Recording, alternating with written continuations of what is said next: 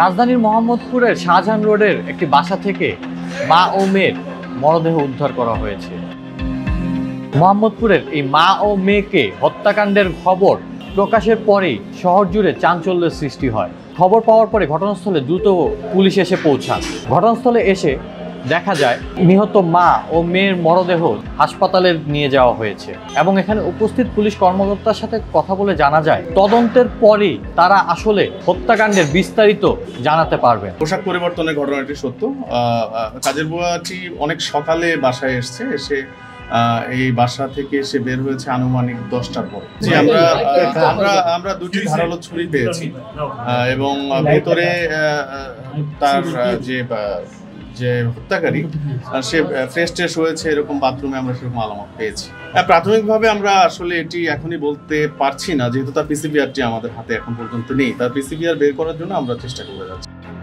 তবে এখানে আসার পরে একটি রহস্যজনক চরিত্রের খোঁজ পাওয়া গিয়েছে। সেটি হচ্ছেন এই বাসার গৃহপরিচারিকা এবং নিহতদের পরিবার ও প্রতিবেশীদের সকলেরই সন্দেহের তীর সেই গৃহপরিচারিকার দিকে। দেখলাম যে বিশেষ করে রান্নাঘরটা পুরো রক্তে ভরা আর ফ্লোরও রক্তে ভরা আর ওয়ালের মধ্যে যে হাতের ছাপ আছে রক্তে দিয়ে ভরা আর এর থেকে বেশি দেখতে পাইনি।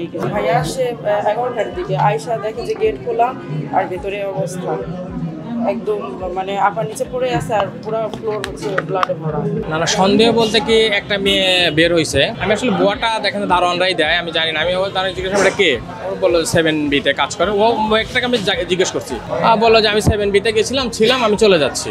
আমি এর আগেও দেখছি যাই, আমি এর আগেও যখন যাই আমি দারোয়ানকে যাই কয়তলায় দিস ওইটা, ও কয় যে 7B-তে দিছে। আমি এতটুকুই জানি।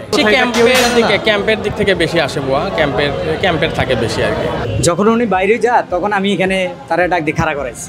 আমি চিনি না আপনাকে, আপনি কে? পজিশন আসছে, স্কুল ড্রেস পরে আসছে, 7B-তে কাজ করে, সুডে কাজ করে। 7টা 7:30টার দিকে আসছে, 7:30 7:30টার দিকে আসছে। বাইরে হচ্ছে 9:43 না কত জানি ইয়েতে দেখে, হ্যাঁ 9:52 বাইরে। আমরা এখানে আসার পরে জানতে পেরেছি আজ এই গৃহপরিচারিকা সকাল 7টা নাগাদ বাসায় প্রবেশ করেন। সকাল 9:36-এর দিকে গৃহপরিচারিকা বাসা ত্যাগ করে। ইতোমধ্যেই সেই ঘটনার সিসিটিভি ফুটেজ আমাদের কাছে এসে পৌঁছেছে।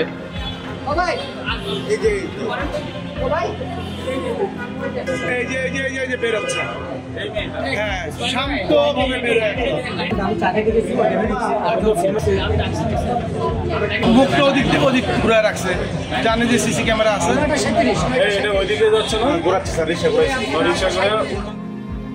এই গৃহপরিচারিকা 3 থেকে 4 দিন আগে এখানে কাজে যোগ দেন। এখানে থাকা নিহতের পরিবার ও প্রতিবেশীদের প্রশ্ন এখন একটাই, এই সন্দেহজনক গৃহপরিচারিকার পরিচয়টা আসলে কে? কেন বা তিনি রহস্যজনকভাবে এভাবে বাসা ত্যাগ করেছিলেন? রাজধানী মোহাম্মদপুর থেকে আউসাফুল ইসলাম আকিব, চ্যানেল আই।